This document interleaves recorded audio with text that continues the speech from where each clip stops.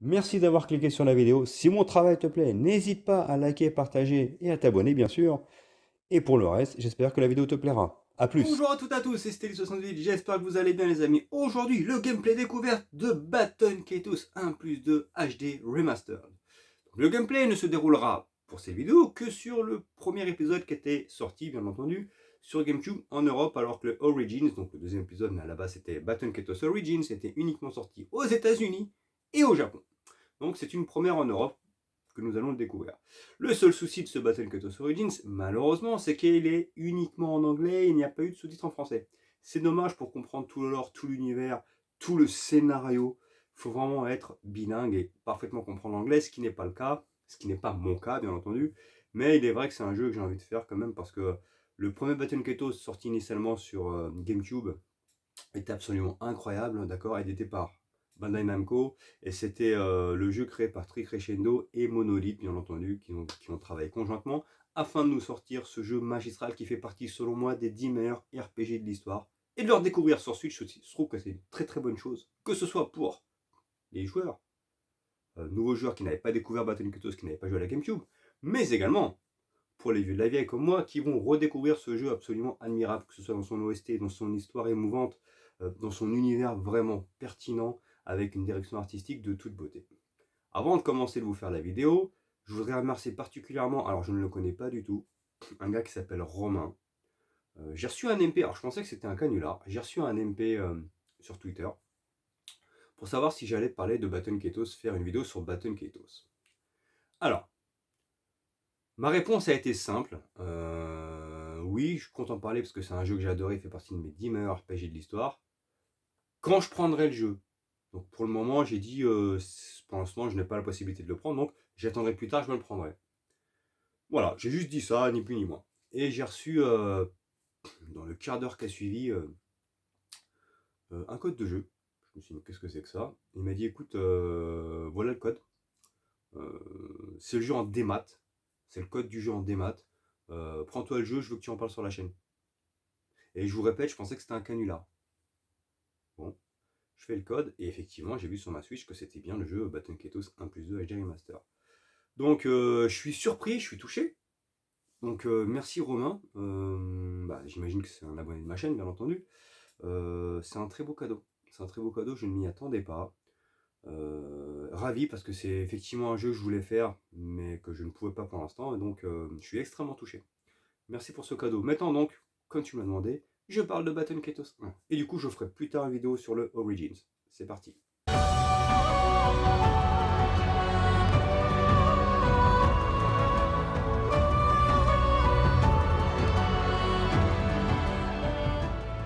Did you know? Kibari! No dead weight! No way! Only hope, the lost ocean. Awaken! Oh God of the past! Now, be what you want to be.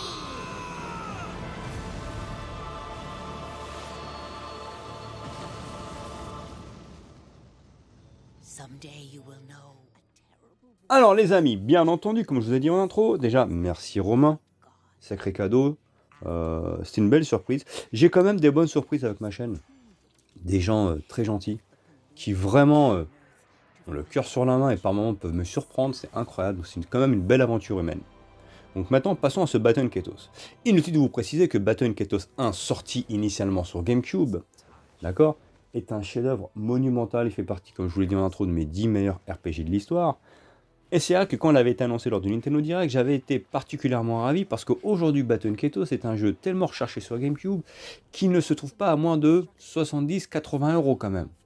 Donc là, le fait que pour, je crois que le prix était 49,99, il y ait ce jeu avec sa préquelle Origins sur Switch, bah, je trouve que c'est une très bonne chose, parce que de plus, par rapport à la version GameCube, cette version Switch a été lissée, d'accord? Les graphismes ont été retravaillés, le son est sensiblement identique, mais ce que je veux dire, c'est quand même eu des améliorations sur le plan technique par rapport à la version GameCube. Et le fait de pouvoir y jouer, que ce soit sur Switch, sur Switch, pardon, de toute façon c'est une exclusivité Switch, je suis bête, enfin une exclusivité Nintendo, mais qu'on puisse y jouer en mode portable ou docké, bah, c'est un plus qui n'est pas négligeable. Maintenant, parlons de ce jeu. De base, c'est un jeu absolument incroyable, où on manie un personnage qui s'appelle Kalas, et la particularité qu'il y avait de Baton Kaitos, c'est que, en fait, nous sommes, en fait, un gardien. Un gardien, en fait, protecteur de cette personne, et régulièrement, Kalas avait tendance à nous parler, en fait, directement. Que penses-tu de ça, Stélie? Que devons-nous faire? Qu'est-ce que tu ferais à ma place? Et en fait, c'est comme si nous étions le guide de ce personnage. Pour l'époque, c'était très original d'avoir ce point de vue où ça brisait le quatrième mur, où le personnage s'adressait directement à nous. Je trouve que c'est très original. L'OST de Motoi Sakuraba est absolument exceptionnelle. D'ailleurs, je vais être honnête avec vous, elle est trouvable facilement sur Deezer. C'est un régal pour les oreilles. C'est vraiment incroyable. La direction artistique est sublime. Elle est vraiment sublime. Et le jeu, bien que ce soit un jeu en 2D dans sa manière de jouer, il a à la fois ce côté, je sais pas, qualité graphique incroyable. Il a une vraie beauté artistique. Voilà. Le scénario est émouvant, il est beau, il se construit petit à petit. Je ne vais pas spoil, ce n'est qu'un gameplay découverte, bien entendu. Je vous ferai le test plus tard, parce que c'est un jeu... je pourrais vous faire le test maintenant, parce que j'ai quand même de gros souvenirs de la version GameCube que j'avais fini en, je crois, en 70 heures. Je me rappelle plus exactement combien de temps, mais j'avais squatté, je l'avais fini.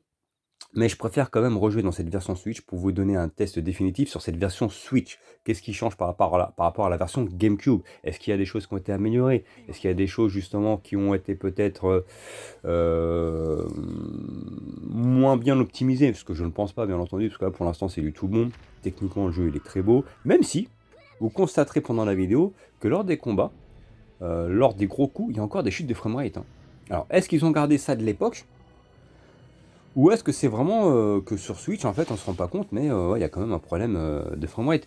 Mais c'est pas gênant, parce qu'en fait, le jeu, je vous dis, il sort son épingle du jeu de par son scénario, son univers, ses personnages attachants, son aventure trépidante. On se rend compte quand même que les RPG de l'époque étaient incroyables. Dites-moi ce que vous voulez. Les RPG de l'époque étaient, selon moi, indétrônables, parce qu'ils avaient quelque chose d'unique dans leur manière de faire, dans leur manière de concevoir les choses. Et c'est un pur régal que ce jeu sort sur Switch. Alors certes, ce qui est dommage aujourd'hui, c'est qu'on se rend compte qu'il y a beaucoup de remaster, remake qui sortent parce que les créateurs en fait n'ont plus d'idées. Mais il est vrai qu'en fait ça force, force est de constater plutôt que cela nous permet de nous rendre compte que le GameCube, que le Nintendo GameCube était une console absolument incroyable, qui n'a pas été valorisée à sa juste valeur. Parce que quand on voit tous les jeux du GameCube qui est en train d'éliter Nintendo, on se rend compte que c'était une sacrée console. N'oubliez pas que Tales of Symphonia HD Remaster, qui est aujourd'hui sorti sur toutes les machines, PlayStation, Xbox et Nintendo, de base était une exclusivité en Europe GameCube. C'est un jeu incroyable qui m'avait marqué. Passons également par exemple à donc ce Baton Kaitos 1 et 2, qui était à la base un jeu GameCube, d'accord, qui est arrivé là en réédition sur Switch, qui aujourd'hui, j'espère, cartonnera, parce que c'est un jeu qui mérite de cartonner, tout simplement. Prenons en l'occurrence encore le jeu qui a été justement annoncé lors du dernier Nintendo Direct, et ben le remake HD Remaster qui va arriver sur Switch de Paper Mario La Porte Millénaire, qui était Paper Mario 2 La Porte Millénaire, qui était sorti initialement sur GameCube, exclusivité GameCube. Donc on se rend compte que le GameCube avait des jeux incroyables, et qui n'avait pas été reconnu à sa juste valeur, bien entendu, mais qui au final était une console unique. Pour moi, sachez que le GameCube était ma console 128 bits préférée. Bien devant la Xbox, bien devant la PS2, et peut-être même devant le Dreamcast, pour vous dire. Mais toutes ces machines étaient très bonnes. Mais je sais pas, j'avais un attachement particulier avec le GameCube. Et donc ce Baton Kaitos, c'est un vrai pur régal que je vous conseille de faire. Je fais volontairement exprès de ne pas trop vous spoil. Tout ce que je peux vous dire, c'est que ce jeu avait quand même, comment dirais-je, l'originalité de nous proposer un jeu au tour par tour, mais pas que. Pour se différencier de la concurrence, le jeu alternait tour par tour, mais à la fois jeu de cartes. Donc jeu de cartes aléatoire, ce qui nous permettait en fait à chaque tour de pouvoir justement gérer les combats. Ce qui n'était pas simple parce qu'il fallait quand même gérer son deck avant les combats afin de se préparer du mieux possible. Donc c'était quand même très technique, très... il fallait s'organiser tout simplement comme il fallait afin de réussir à gagner des combats.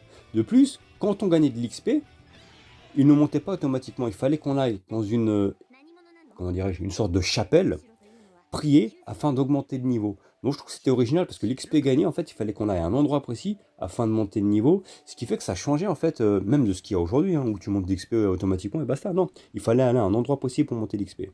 De plus, je vous le dis, le fait que ce soit un jeu qui mélange tour par tour et jeu de cartes était très technique, très tactique, c'était très intéressant.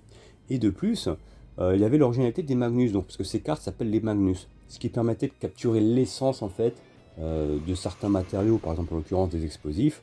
Vu que c'est lourd, tu pouvais stocker ces explosifs dans ces cartes et ensuite les balancer sur tel endroit, par exemple, pour pouvoir exploser un mur en l'occurrence. Ben, c'était très original. C'est la raison pour laquelle pour moi Baton Kaitos c'est un RPG unique qui a pris des risques, qui au lieu de se dire on va se faire un tour par tour classique, et ben ils se sont dit on va faire un tour par tour mais un peu plus technique et tactique qu'habituellement que ce qui est proposé habituellement, pardon. C'est pour ça que je vous parle de ce Baton Kaitos avec beaucoup d'émotion parce que je vous reparle de jeu et j'ai plein de souvenirs qui ressortent, c'est incroyable. Je suis ravi que ce jeu soit sorti. Merci à toi Romain parce que franchement, je suis très très content de me replonger dans ce jeu. En tout cas, j'espère que ça vous a plu les amis. Ce n'est qu'un gameplay découverte. Je vous parlerai plus tard de Baton Kaitos Origins, bien entendu. Mais également, ensuite, je ferai le test de ce Baton Kaitos 1. Sachez, avant de finir, que ce Baton Kaitos promet du nom, du coup. Lui, par contre, a les sous-titres en français. De toute façon, vous l'avez constaté là, lors de la vidéo. Et c'est un jeu à faire. Voilà, c'est un pur chef-d'œuvre. Ravi que ce jeu soit ressorti parce que c'est absolument génial. Likez, partagez et abonnez-vous. Ciao, ciao.